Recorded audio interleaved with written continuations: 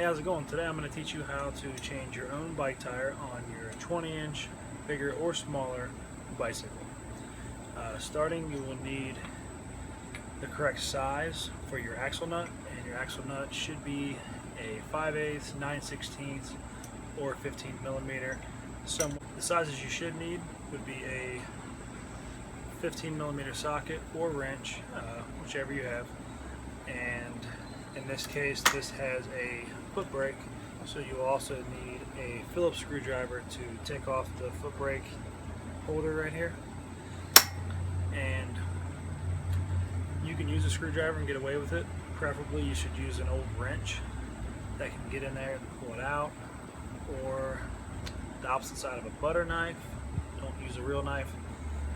There's a lot of ways you can go about it. Really, just anything that's a pry tool. There are real tools for this, plastic, very rounded off tools, or even metal rounded off tools. There's plenty of ways to get in here. Me today, I'm going to use a angle grinder tool. It just so happens the other side's rounded off very perfect. It has no spots on it, so I'm going to use that to take the tire off of the rim. So to get started, I'm going to use a ratchet and a 15 millimeter. My bike is upside down. Secure the rim, or have someone stand on the handlebars. Get one side loose, and now the other. Phillips screwdriver. I take off the handbrake. Hold the nut on the other side if you have one on here.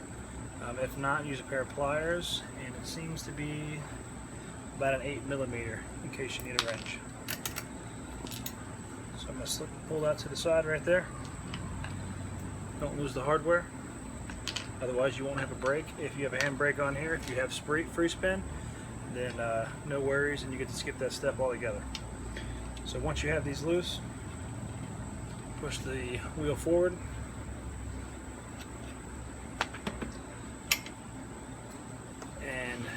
Turn your chain.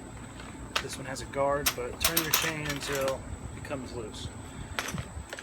Then you can pull it off of your back wheel, up and over. Now your wheel's free. Watch out for plastic guards if you have those on there, like my daughter's bike. And of course you will need a 20-inch bike tire. And of course you will need a 20-inch inner tube.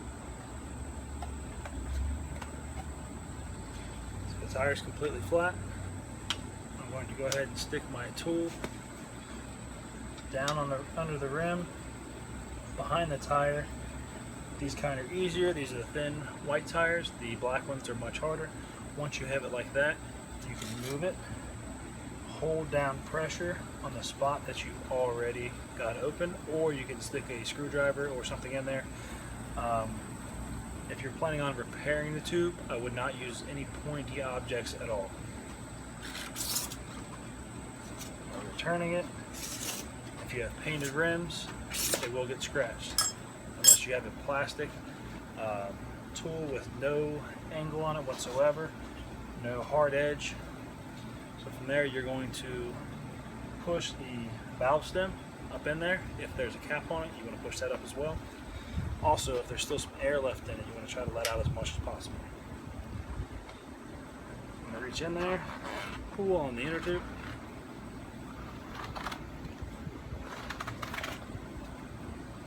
If you're going to repair this, get a sink full of water, fill up your inner tube a little bit, put it in the sink, and spin it with pressure on the tube, and you'll see little bubbles come up.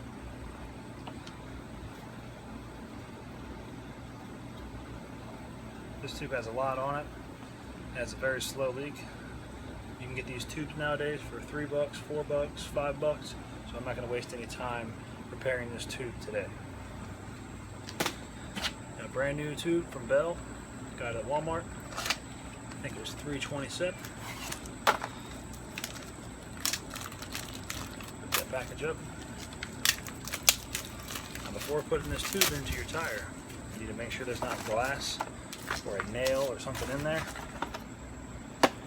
Put a glove on before you take your hands around in here. Me, I live dangerously. Okay, I don't feel anything except for some dirt. Going around a second time just to try. Okay, so that's doing good. Next step, take your rubber band off and undo the tube. Take off the valve stem. Find your valve stem hole in your rim.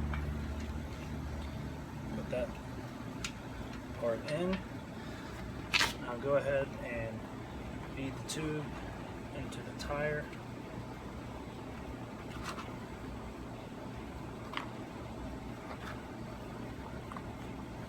Try to keep this straight. Try not to twist it whatsoever.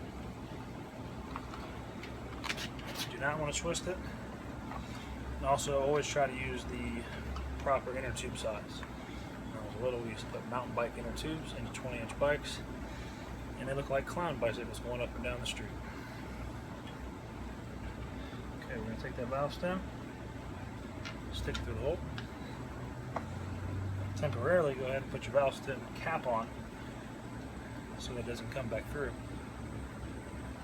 Now, if you have the hand strength, you can just pull this over the entire rim. Be careful not to pinch the tube. If you don't have the hand strength, take your tool, don't pinch the tube, watch out what you're doing, and just simply flip the tire over and over. What I mean by flip, pry this on the edge of the rim, put it against the tire, pull up, and it pushes it in. Careful not to pinch your inner tube. It's better to buy the thick ones. The thin ones are cheap, like this one, but this is our spare bike. We won't be running it anymore unless there's a guest over, so we're not too worried about buying a $10 inner tube for it. So, now that that's in there, make sure your valve stem is straight up and down. And you want to fill this up now if you can, to make it easier so you don't have to bring your bike to the pump. But if you have brakes, hand brakes or anything like that, you want to do it second so that you can fit your rim through your brake pads. So repeat everything in reverse, and you got it from there. If you want to watch me put this back together, I'm going to go ahead and do it.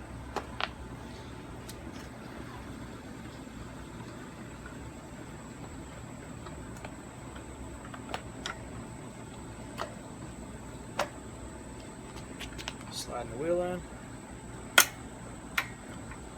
I'm going to put my chain on first.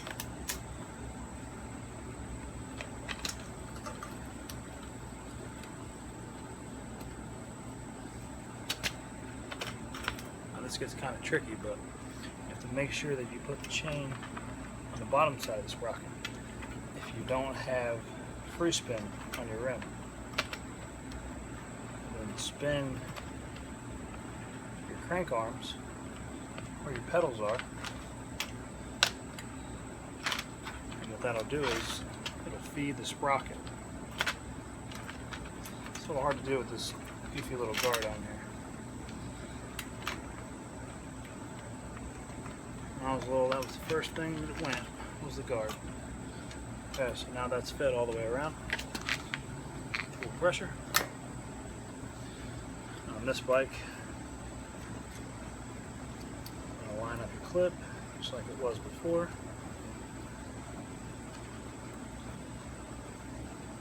Put in your screw and your nut.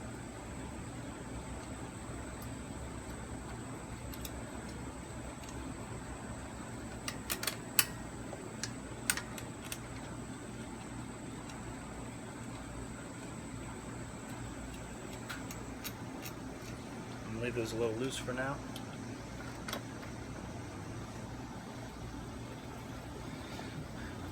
Now, if you can get something to pry with, anything, you can push on your tire and push back like that and hold enough pressure in order to tighten these down.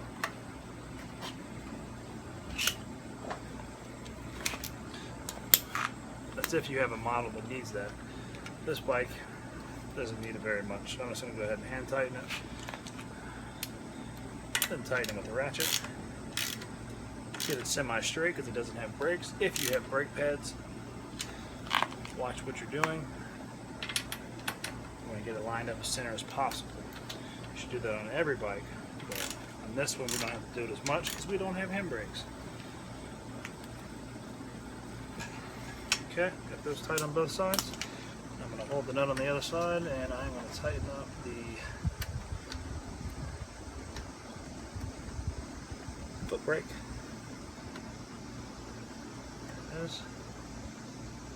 Alright, get some air in there, it's as good as new. Now when airing up your tire, see how there's a bump that comes up right there? That's just because this is the valve stem side. When you're airing it up, you want to make sure you try to get your tire as center as possible. It's best to do it when the bike is upside down on the seat so that it doesn't push on one end when you're tightening it up. Hey, also on these 20-inch bike tires, you don't want to go past 35 psi according to this one. I like to run mine a little lower, maybe about 20, 25 for a little bit of a smoother ride, but always have an adult help you out if you're going to inflate a tire, because if you inflate it too much it will explode and that's no good for anybody. You need to be using a tire gauge if you have one, and an adult will show you how to use that. If you are a kid, if you're not a kid, use your tire gauge. A lot of them are already on the pump if you go to the gas station and spend that $1 for free air. But good luck. And I always, one last thing, I always go off of the tire. If I can pinch it, push my fingers into it just a little bit, the tire should be just right. If you have any questions, leave them below, and good luck.